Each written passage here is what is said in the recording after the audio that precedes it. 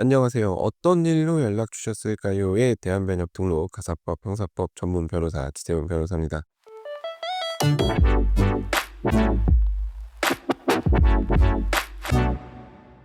자, 오늘은 약식 명령으로 기소된 것이 아니라 구공판 되어서, 그러니까 공판에 넘겨져 가지고 법원에서 공소장 부본을 송달받은 경우에 어떻게 대응해야 되는지에 대해서 말씀을 드리려고 합니다. 간단해요. 변호사 선임을 하시면 됩니다. 이제 본인이 그 공소 사실을 인정을 할 수도 있고 안 할 수도 있지만 어느 쪽이 됐건 변호사 선임을 하시는 것이 무조건 좋아요. 그 이유에 대해서 한번 얘기를 해 보면, 구공판되었다는 것은 결코 사건이 가볍지 않다는 것을 의미합니다. 그러니까 잘못을 했을 때 진짜 경미한 잘못인 경우에는 직결심판으로 넘겨집니다. 직결심판 같은 경우는 우리가 흔히 말하는 전과 기록에서 남지 않죠.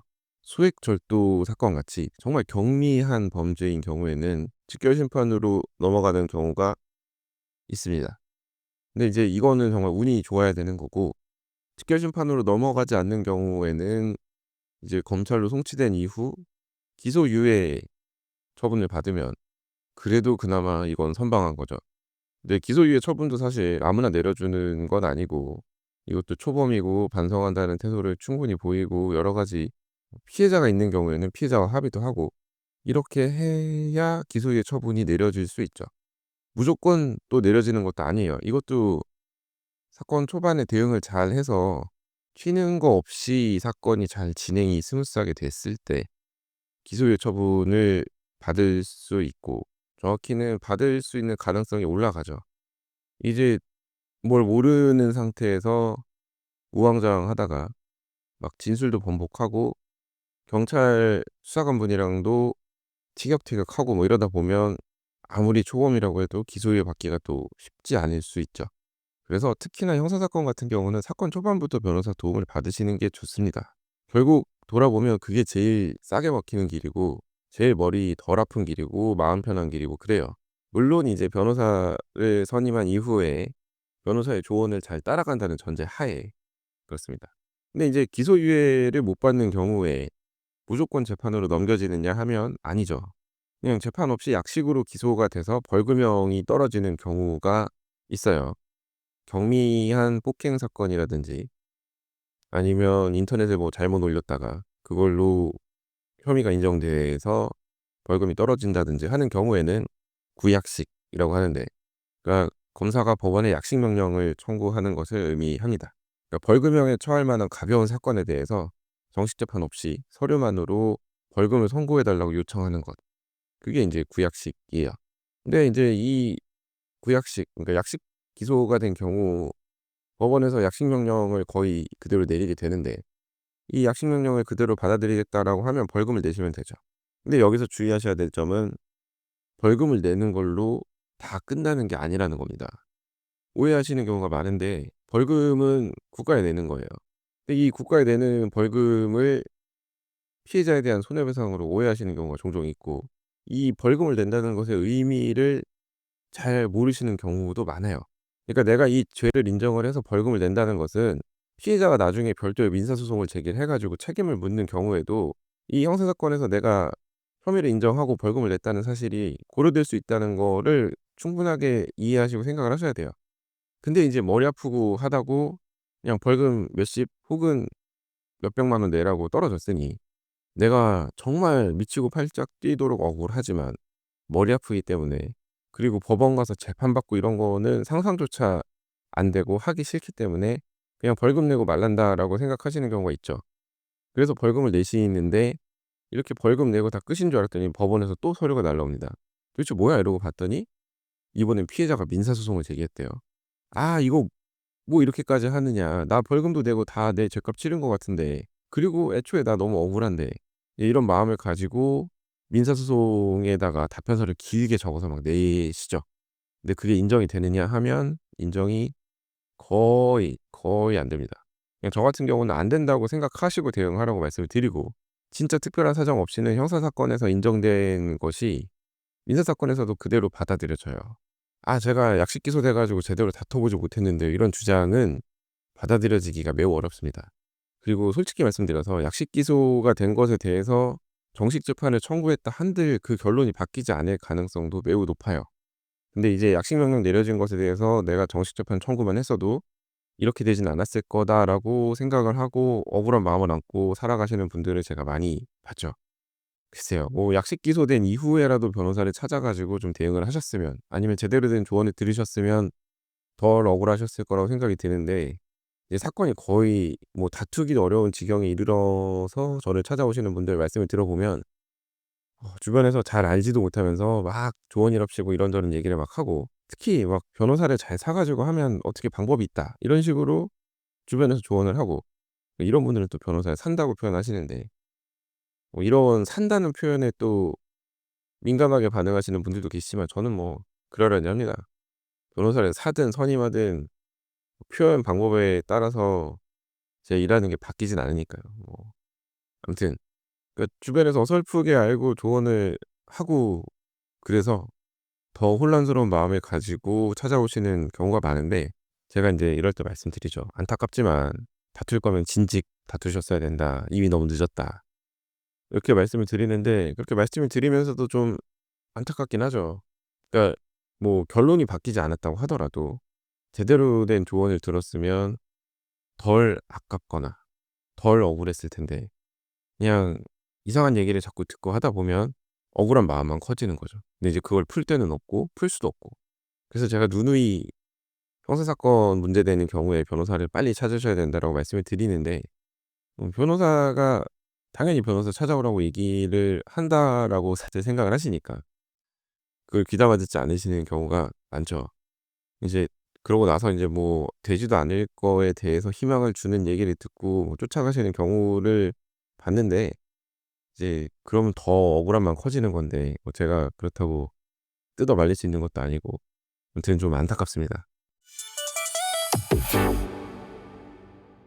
자, 이제 잠깐 정리를 해 보면 직결 심판, 기소유예, 약식 기소까지 제가 지금 말씀드렸는데, 그래요. 뭐 이거는 그냥 대부분의 경우에 변호사 선임해서 어쩌고 저쩌고 하는 거는 돈으로만 따지자면 뭐 배보다 배꼽이 더 클 수도 있어요. 실제 저 같은 경우는 이제 일단 피해자와의 합의가 우선인 경우에는 변호사 선임할 돈으로 일단 "피해자랑 합의부터 하십시오."라고 말씀을 드리고, 다만 인제 그 합의나 이런 게 좀 어려우신 경우에는 "변호사 도움을 받으시는 게 좋습니다."라고 말씀을 드립니다. 무조건적으로 변호사 선임을 해서 대응하라고 말씀을 드리지는 않아요. 그냥 제대로 된 상담을 해 드릴 수 있도록 노력을 하죠. 억울함이라도 어떻게 좀 덜어 드릴 수 있게. 약식 명령 떨어진 것에 대한 정식 재판 청구도 그렇습니다. 솔직하게 말씀을 드려요. 저는 안 되는 거는 안 된다고 말씀드리고 어려운 건 어렵다고 말씀드리거든요. 이제 다만 그거를 다 감안하고서라도 변호사 도움을 받아서 끝까지 억울함을 풀고 싶으시다라고 하면은 정말 최선을 다해서 도와드리죠. 피해자 증인신문할 때 피해자 울려가면서까지 뭐 이제 이런 경우에 판사님한테 좀 한 소리 듣긴 합니다만, 어쨌든 피해자가 하는 얘기를 저도 납득이 안 되는 경우에는 진짜 좀 세게 얘기해서 억울하면 어떻게든 풀어 드리려고 노력을 합니다. 아무튼 그거랑 별개로 인제 현실적으로 가능성 자체는 약식 명령에 대해서 정식 재판 청구한다고 해도 그 애초에 약식 명령 내려진 것이 뒤집힐 확률은 그렇게 크지 않아요. 특히 약식 기소된 사건에서 유죄를 무죄로 바꾸는 것은 정말 중대한 하자가 있지 않으면 쉽지 않다는 점을 말씀드리고 진행을 합니다. 그래야 제가 사기꾼이 안 되니까. 아무튼 지금까지 제가 말씀드린 정도의 사안의 경우에는 정말 굳이 변호사를 무조건 선임하실 필요는 없다고 말씀을 드려요. 근데 구공판 되는 경우가 있습니다. 그러니까 바로 공판에 넘겨지는 경우에는 이때는 제발, 제발, 제발, 제발, 제발 변호사를 좀 선임을 하십시오. 본인이 혐의를 인정을 한다고 해도 이거는 선임을 하시는 게 무조건 낫습니다. 아니 "내가 잘못했다고 하는데 변호사가 도와줄 게 뭐가 있습니다."라고 말씀을 하시는데, 공판에 넘겨진 경우는 지금까지 말씀드린 거랑 조금은, 아니 많이 그 사건의 결이 다르달까요? 사건의 무게가 다르달까요? 그래요. 이런 종류의 사건 같은 경우는 변호사 선임하고 안 하고의 차이가 은근히 난다고 저는 생각을 합니다. 진짜 본인이 사정이 안 된다라고 하면 국선 변호사 신청이라도 제발 하세요. "국선 변호사 해 주는 거 없지 않나요?" 뭐 이런 식으로 얘기를 하시면 안 되고, 제발 구공판으로 바로 넘어간 경우에는 가볍게 생각하시면 안 됩니다. 그러니까 형사 재판을 한 번이라도 받아 보신 분의 경우에는 차라리 변호사 도움을 받기를 원하시는데, 이제 저희가 살면서 법원에 재판받으러 갈 일이 뭐가 있어요. TV에서 보는 게 거의 전부잖아요. 이제 그런 상황에서 갑자기 법원에서 민사소송 변론기일도 아니고 형사사건 공판기일 통지가 왔는데, 공판기일에 뭐가 어떻게 진행되는지도 모르면서 심지어는 '이거 내가 출석을 안 해도 되나? 해야 되나? 이거 누구한테 물어보지?' 뭐 이런 상황에서 '아 근데 변호사 선임하기엔 돈이 아까운데.' 이런 생각을 하시면 안 됩니다. 제가 누누이 말씀드리잖아요. 세상에 변호사는 정말 많고 사건을 다 인정하는, 공소 사실을 다 인정하는 전제 하에서 적절한 가격에 도와주시는 분들도 많아요. 그러니까 좀 찾아보시는 게 좋습니다. 본인이 바로 공판에 넘겨진 경우에는 변호사를 좀 알아보시는 게 좋아요. 이 형사 절차라는 게 물론 몇 번 해 보면 간단한데 간단하지 않거든요. 처음 가면 긴장하고 떨고, 이건 또 경찰서랑은 다른 곳이라서. 그리고 인제 형사사건 재판정 같은 경우에는 좀 위압감도 들고 그래요. 그리고 판사님들이 다 친절하시지는 않거든요. 그러니까 형사사건이 쫙 밀려 있는데 앞 사건에서 뭔가 삐걱삐걱해요. 문제가 있었어요. 그래서 재판이 좀 늘어졌는데 그다음 사건에서 피고인이 변호사도 없이 혼자 나와 가지고 물어보는 말을 이해를 못하고 자꾸 딴소리를 하고 뭐 이런 식으로 해 버리면 그 짜증이 본인한테 돌아올 수 있거든요. 그러니까 인제 눈치 봐서 변호사가 빨리빨리 다 진행하고 판사님이 말하시는 걸 캐치를 하고 거기에 맞춰서 대응을 하는 게 좋은데, 이거 형사재판 처음 가 보신 일반인분이 혼자 어떻게 그걸 대응을 못 하시죠. 인정신문 단계에서부터 삐걱삐걱할 수 있어요. 이제 주소 물어보는데 주소부터 막 공소장에 쓰여 있는 주소와 본인이 지금 실제 거주하는 주소부터 다르고 직업도 다르고 막 이러면 거기서부터 인제 힘들기 시작합니다. 이제 그 고비를 넘기면, 인정신문이라는 고비를 넘기면, 또 뭐 이런 것도 있죠. 인정신문 할 때는 이제 서서 답변하셔야 되는데 이거를 뭐 앉을지 설지 처음 가 보시면 모르시잖아요. 그러니까 일단은 피고인석 가서 자리에 앉아 계시다가 이제 앉아서 대답을 하려고 하다가 인제 판사님이 일어서서 대답하라고 하고, 그것도 이제 좋게 좋게 말씀을 하시는 분이 있고 또 그날 진행 상황에 따라서 쪼끔 세게 나오시는 분도 계시고 한데, 아무튼 인정신문부터 쉽지 않아요. 그리고 막 절차가 인제 휙휙 진행되는데 "아 잠시만요. 제가 못 알아들었어요." 뭐 이런 거를 하기도 쉽지 않고 해도 별로 본인한테 좋지 않고, 그러니까 그런 거를 빨리빨리 넘기고 하는 게 인제 변호사가 도와드릴 수 있는 부분이거든요. 그래서 실제 재판 가서 보면 억울함을 갖고 혼자 나오신 분들의 경우에 결국 변호사 선임하게 한 길만 더 달라고 하는 경우도 많고, 왜냐면 본인이 모르는 얘기가 자꾸 왔다 갔다 하는데 그거를 다 내내 하면서 넘길 수가 없으니까요. 그러니까 그렇게 해서 한 길 더 속행해 달라고 하는 경우도 많고 그렇습니다. 그래서 되도록이면 이제 공판을 넘어가신 경우에는 변호사 통해서 변호사 선임해서 재판을 받으시는 게 본인한테 유리합니다. 이게 단순히 뭐 벌금 액수 줄이는 문제가 아니에요, 공판으로 넘어가게 되면은. 네. 이런 거는 결국 본인이 법원에 가 봐야 아는 거라서 제가 백날 이렇게 얘기를 해도 이게 지나고 보면 와닿을 수 있지만 지금 상황에서는 와닿지 않으실 분들이 많다고 생각을 합니다. 그래서 오늘 이 얘기를 들으시다가 '도대체 무슨 말이냐. 제대로 물어보고 싶다.'라고 하시면 저한테 연락을 주십시오.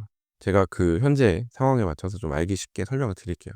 이제 제가 오늘 왜 이런 얘기를 했냐면, 공소장을 송달받고 "이거 내가 법원에 가야 되는 겁니까?"라고 하는 질문을 최근에 또 받았기 때문입니다. 이런 질문을 보통 한 달에 한두 번씩은 받는 것 같아요. 이게 아무리 유명하고 높으신 분들이 형사사건 피고인으로 재판받는 과정을 중계를 하고 법원에 출정하는 모습을 매번 뉴스에 내보내고 이 법원 가는 문제 때문에 회사 경영이 어렵다 내지는 여러 가지 힘든 상황이 있다는 거를 뉴스를 통해서 내보내도 이 얘기를 정말 딴 세상 얘기처럼 생각하시는 분들이 많더라고요. 그러니까 형사 사건의 피고인인 경우에는 법원에 가서 재판을 받아야 합니다. 뭐 걸석 재판 이런 거는 꿈도 꾸지 마시고 그냥 뭐 변호사 선임하는 거는 둘째치고 구공판 됐으면 법원에 출석하셔야 된다. 이거라도 좀 기억을 하시기를 바라는 마음에서 혹시 주변에 정말 친한 지인이 아니면 이런 얘기 안 하겠죠. 친한 지인이 뭐 법원에서 재판받으러 오라고 서류가 날라왔다고 했을 때 "야 그거 법원에 안 가면 큰일 난다."라는 얘기를 좀 해 주시라고 이제 뭐 해 주시는 김에 "지세훈 변호사한테 가서 한번 상담을 받아 보라."라는 말씀도 해 주시면 좋겠다라는 생각을 하면서 오늘 이렇게 또 말씀을 드려 봤습니다. 자, 오늘 제가 준비한 얘기는 여기까지이고요. 오늘도 끝까지 들어 주셔서 감사합니다. 자, 다음 에피소드에서는 더 흥미롭고 유익하고 현실적인 그런 법률 이야기로 찾아뵙도록 하겠습니다. 이상 대한변협 등록 가사법 형사법 전문 변호사 지세훈 변호사였습니다. 감사합니다.